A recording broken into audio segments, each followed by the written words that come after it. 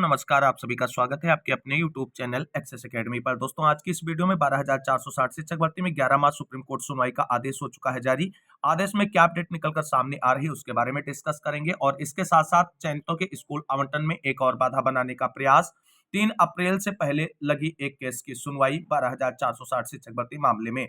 वहीं BEd versus BTC मामले में सुप्रीम कोर्ट में आज महत्वपूर्ण सुनवाई हुई, जिसमें चयनित बीएड अभ्यर्थियों को बाहर करने वाली आर्डर को लेकर के क्लेरिफिकेशन याचिका लगाई गई थी, उस पर सुनवाई हुई है। क्या अपडेट है सुप्रीम कोर्ट सुनवाई की, उस पर डिस्कशन के साथ साथ 69,000 शिक्षक भर्ती आरक्षण मामले को लेकर के हाई कोर्ट में आज की सुनवाई से जुड़ी हुई महत्वपूर्ण अपडेट डिस्कस करेंगे। आप सभी से निवेदन है कि वीडियो को बिना स्किप किए हुए अंत तक देखें, जिससे वीडियो में शेयर की गई सारी जानकारी को आप आसानी से समझ सकें। तो आइए साथियों शुरू करते हैं आज का ये वीडियो। दोस्तों 12,460 शिक्षक भर्ती में 11 मार्च सुप्रीम कोर्ट में जो सुनवाई हुई, उस सुनवाई का सुप्रीम कोर्ट की तरफ से आदेश रिलीज किया जा चुका है। देख लेते हैं आदेश में क्या चीजें निकलकर सामने आई हैं, क्या कुछ महत्वपूर्ण चीजें मेंशन की गई हैं या एक सिंपल सा आदेश निकलकर सामने आया है। चीजें क्लियर करते हैं आदेश से। दोस्तों यहां पर आप सभी लोग देख सकते हैं कि ये 12,460 शिक्षक भर्ती में जो 11 मार्च को सुप्रीम कोर्ट में सुनवाई हुई थी उसका आदेश है। और ये देख सकते हैं आइटम नंबर 60 पर सुनवाई हुई कोर्ट नंबर 10 के अंदर और सेक्शन नंबर 11 में। Supreme court of India records of proceedings, यहाँ पे चीजें आप पढ़ेंगे। Petitions for special leave to appeal, C number 8536 of 2020, arising out of impugned final judgment and order dated 13/1/2023 in SB number 36,694 of 2018 passed by the high court of judiciary at Allahabad. आप सभी लोग यहाँ पर देख सकते हैं कि उमेश चंद्र एंड अदर्स जो हैं यहाँ पर पिटिशनर्स हैं और versus state of UP and others है, ये रिस्पोंडेंट है। यानी लीडिंग याचिका उमेश चंद्र वाली है और उसी के नाम से आदेश निकलकर सामने आया है। यहाँ पर सारी चीजें यहाँ पर आप सभी लोग देख पाएंगे, जितने भी आईए नंबर हैं सब जिससे जुड़े हुए हैं उन सभी को यहाँ पर मेंशन किया गया है। चीजें इनको पढ़ने की जरूरत नहीं है। फाइनली देखते हैं क्या आदेश निकलकर सामने आया है।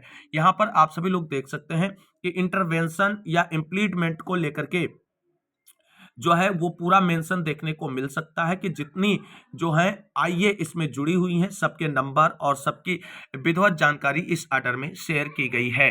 अब आप सभी लोग आगे देखेंगे फाइनली जो आर्डर निकलकर सामने आया है, जितनी भी एसएलपी कनेक्टेड है, देखिए विद कनेक्टेड एसएलपी नंबर 10,761 और आप 2020, ये चीजें जो हैं ये इससे जुड़ी हुई याचिकाएं एसएलपी हैं उनकी सुनवाई है। और यहाँ पर आप सभी लोग देख सकते हैं एसएलपी नंबर 28,154 आप 2023, ये वाली एसएलपी ये भी उमेश चंद्र की याचिका से कनेक्टेड है। इन सभी पर सुनवाई की गई।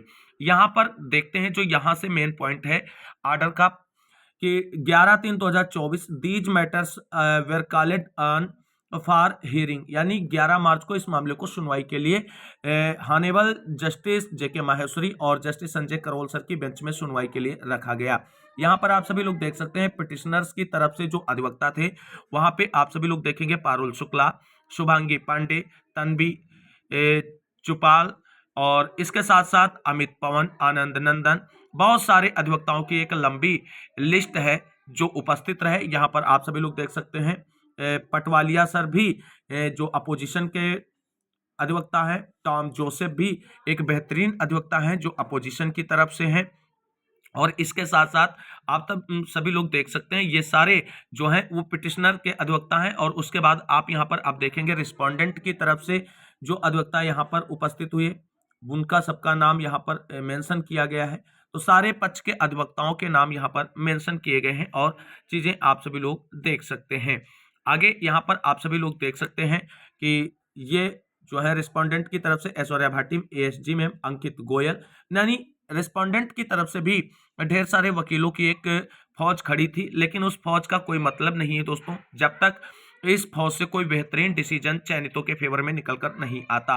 आप सभी को बता दें उस दिन जो बहस हुई उसमें ऐश्वर्या भाटी मैम की तरफ से आर्डर क्लेरिफिकेशन लेने का प्रयास किया गया, लेकिन पटवालिया सर ने जोरदार तरीके से विरोध किया और आर्डर क्लेरिफिकेशन से कहीं ना कहीं उनको रोक के रखा गया पटवालिया सर की तरफ से। हालांकि पटवालिया सर की तरफ से जब अपोज किया गया ऐश्वर्या भाटी मैम के स्टेटमेंट को, उसके बाद में ऐश्वर्या भाटी मैम की तरफ से उस पर कोई बात नहीं रखी गई कोर्ट के अंदर, और कोर्ट ने सीधे आगे की डेट दे दी गई। यानी कोर्ट जो है सरकार को उस दिन सुनना नहीं चाह रही थी, ये सीधी सी क्लियर बात है, और इसीलिए कोई भी आदेश या डायरेक्शन निकलकर सामने नहीं आया। कुल मिलाकर के 11 मार्च सुप्रीम कोर्ट सुनवाई का जो फाइनल आदेश है उस पर अगर हम नजर डालें तो यहाँ पर आप सभी लोग देख सकते हैं, upon hearing the council the court made the following order. जो आर्डर निर्गत किया गया है, लीव ग्रांटेड, यानी जो चीजें सबमिट की गई हैं कोर्ट के अंदर, चाहे सरकार का काउंटर एफिडेविट हो, चाहे आप कह लीजिए आर्डर क्लेरिफिकेशन या मॉडिफिकेशन ये एप्लीकेशन हो, या अन्य ये जो सबमिट की गई उन सभी को परमिशन दे दी गई है, और अगली सुनवाई पर उन सभी चीजों पर आपको बहस देखने को मिलेगी। और बात की गई list the matters for hearing on 3 अप्रैल 2024, और 3 अप्रैल 2024 को इस मामले को फिर से लिस्ट किया जाएगा सुनवाई के लिए। तो फाइनली आर्डर में कोई चीजें निकलकर सामने नहीं आई, केवल एक ही चीज निकलकर सामने आई कि जो भी चीजें हैं उनको परमिशन दे दी गई है, और 3 अप्रैल को सुनवाई के लिए मामले को फिर से लिस्टेड किया गया है। तो आर्डर में कुछ भी निकलकर सामने नहीं आया, आर्डर में किसी भी प्रकार की कोई गुंजाइश नहीं है स्कूल आवंटन को लेकर के या अन्य कार्रवाई को आगे बढ़ाने को लेकर के। कुल मिलाकर के अब हम सभी को 3 अप्रैल की तैयारी करनी ही होगी, अब बेहतर मजबूती के साथ उतरना ही होगा। स्कूल अलॉटमेंट का आदेश अगर हमें 3 अप्रैल को कराना है सुप्रीम कोर्ट से, तो ये तो था 11 मार्च सुप्रीम कोर्ट सुनवाई का आदेश। हम मूव करते हैं अगली महत्वपूर्ण अपडेट जो 12,460 शिक्षक भर्ती से ही जुड़ी हुई है। दोस्तों आप सभी को बता दें, जैसा कि आप सभी लोग जानते हैं कि जो सुप्रीम कोर्ट में उमेश चंद्रवाली लीडिंग याचिका है, जिसके साथ में आप सभी लोग जानते हैं अर्चना राय और रूप सिंह चाहर के साथ साथ रवि कुमार, अन्य जितनी भी याचिकाएं हैं वो कनेक्टेड हैं, और उन सभी की सुनवाई 3 अप्रैल को लगा दी गई है सुप्रीम कोर्ट की तरफ से। लेकिन उससे पहले भी एक केस की सुनवाई लगी हुई है, और इस तरीके से आप सभी को बता दें 12,460 शिक्षक भर्ती में सुप्रीम कोर्ट में भी जो है केसेस की भरमार जो है होती जा रही है। यहां पर आप सभी लोग देख सकते हैं एक नया केस निकलकर सामने आया है 4881, जिसका डायरी नंबर है, और ये 2024 में ही फाइल किया गया है। यहाँ पर आप सभी लोग देख सकते हैं Akshay Kumar versus the state of Uttar Pradesh के अगेंस्ट इस केस को फाइल किया गया है सुप्रीम कोर्ट में। यहाँ पर आप सभी लोग देख सकते हैं इस मामले को 18/3/2024 के लिए सुनवाई लिस्टेड की गई है। यानी जो ये नया case Akshay Kumar versus state of Uttar Pradesh के नाम से सुप्रीम कोर्ट में फाइल किया गया है, इसकी सुनवाई जो है 18 मार्च को लगी हुई है। लेकिन दोस्तों आप सभी को बता दें जो सुप्रीम कोर्ट में याचिकाएं जा रही हैं उन सभी की एक ही प्रायोरिटी, एक ही डिमांड है, और उस डिमांड को देखते हुए इस याचिका पर सुनवाई 18 मार्च को शायद होगी भी, तो केवल और केवल आगे 3 अप्रैल की सुनवाई के लिए इसे भी जो है आगे मूव ऑन कर दिया जाएगा, और उमेश चंद्रवाली याचिका के साथ इसे भी टैग कर दिया जाएगा। तो कुल मिलाकर के 12,460 शिक्षक भर्ती में राहें कठिन होती जा रही हैं, जिस तरीके से अपोजिशन की तरफ से केस पर केस फाइल किए जा रहे हैं, और केवल मामले को लंबा खींचने के लिए ये सारे प्रयत्न किए जा रहे हैं, और बाकी इनका कोई औचित्य नहीं है, क्योंकि एक ही चीज की मांग के लिए आप 10 केस फाइल करेंगे उससे कोई फायदा नहीं है। ये चीजें आपको बता दें बिल्कुल क्लियर कट हैं, लेकिन अचयनित हैं, और उनकी तरफ से समझ में नहीं आ रहा है कि क्यों इतने केस फाइल किए जा रहे हैं। एक ही केस आपने जो फाइल किया है उस पर सभी लोग मजबूती से लड़ें। कोर्ट जो डिसीजन देगी चयनितों के फेवर में देगी तो चयनित का हित होगा, आपके फेवर में देगी तो आपका हित होगा। आप क्यों लगातार याचिकाएं डालकर अचयनितों का भी जो है आर्थिक शोषण करने में लगे हुए हैं, और इससे आपको हासिल कुछ भी नहीं होने वाला। आपकी जो 18 मार्च को सुनवाई होगी भी आप देख लेना, आपकी याचिका सीधे टैग कर दी जाएगी उमेश चंद्रवाली याचिका के साथ 3 अप्रैल सुनवाई के लिए।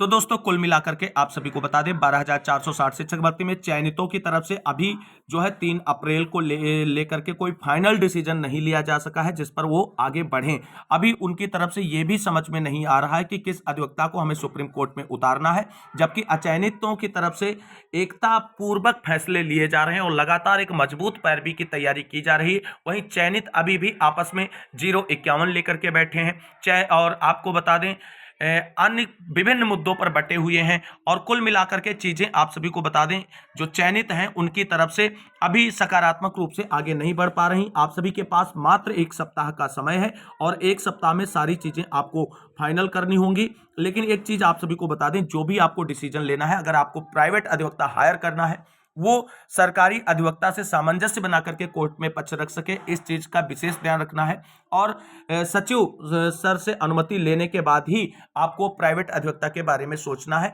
इस वक्त सबसे इंपॉर्टेंट है कि किसी भी तरीके से हम सभी को मिल करके संयुक्त रूप से प्रयास करके 3 अप्रैल सुप्रीम कोर्ट से स्कूल आवंटन का आदेश कराना है, चाहे ऑर्डर जो है उसको मॉडिफाई कराते हुए आए या पूरी बहस के बाद फाइनल आदेश के रूप में आए, किसी भी तरीके से आए, स्कूल आवंटन हर हाल में कराना है।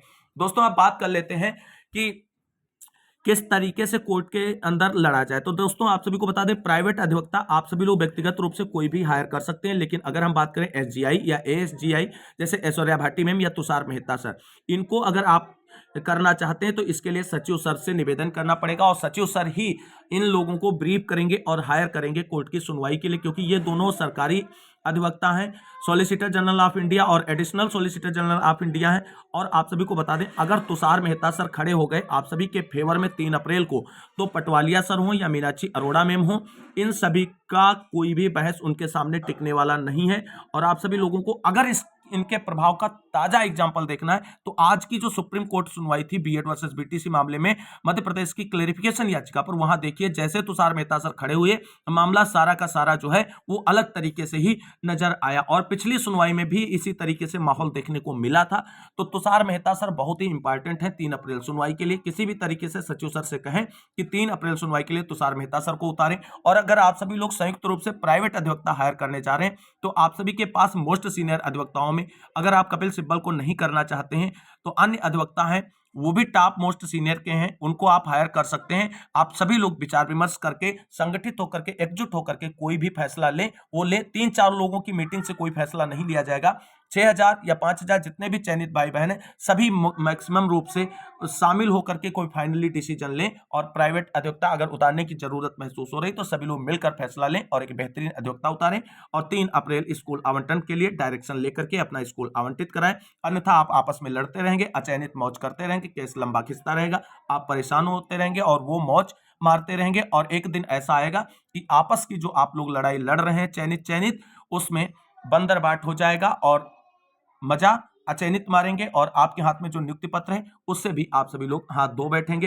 तो आपसी मनमुटाव, आरोप प्रत्यारोप, गाली गलौज को खत्म करिए। सोशल मीडिया पर स्कूल आवंटन को लेकर के सुप्रीम कोर्ट लड़ाई लड़ने से बेहतर है कि धरातल पर उतरकर प्रयास करें, जिससे रिजल्ट आप सभी को मिले और 3 अप्रैल आप सभी लोगों के लिए डिसाइडेड डे हो। तो कुल मिलाकर के 12,460 शिक्षक भर्ती से जुड़ी हुई महत्वपूर्ण अपडेट जो भी थी हमने डिस्कस करी है। अब बात कर लेते हैं बीएड वर्सेस बीटीसी मामले में चयनित बीएड अभ्यर्थियों को बाहर करने वाली आज की जो सुप्रीम कोर्ट में क्लेरिफिकेशन याचिका थी उसे जुड़ी हुई सुनवाई से महत्वपूर्ण अपडेट। दोस्तों जैसा कि आप सभी लोग जानते हैं, बीएड वर्सेस बीटीसी मामले में सुप्रीम कोर्ट की तरफ से जो आदेश रिलीज किया गया है जिसमें बीएड अभ्यर्थियों को प्राइमरी शिक्षक भर्ती के लिए वैलिड नहीं माना गया है और एनसीटी के गजट को रद्द करते हुए सभी बीएड अभ्यर्थियों को आने वाली जो प्राथमिक शिक्षक भर्ती उनसे बाहर का रास्ता दिखा दिया गया है।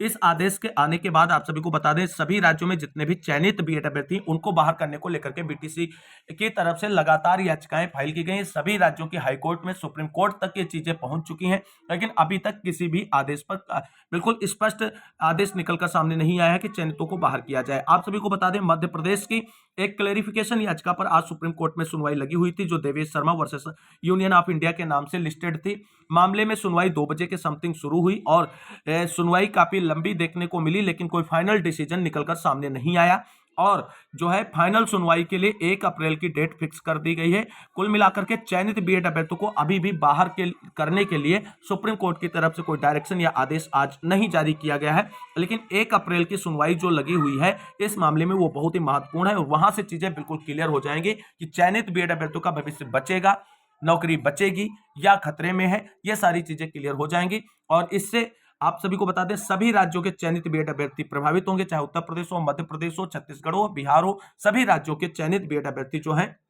वो कहीं ना कहीं इसमें जो आदेश 1 अप्रैल को आएगा उससे प्रभावित होंगे। वहीं अब बात कर लेते हैं 69,000 शिक्षक भर्ती आरक्षण मामले में हाईकोर्ट सुनवाई से जुड़ी हुई आज की महत्वपूर्ण अपडेट के बारे में।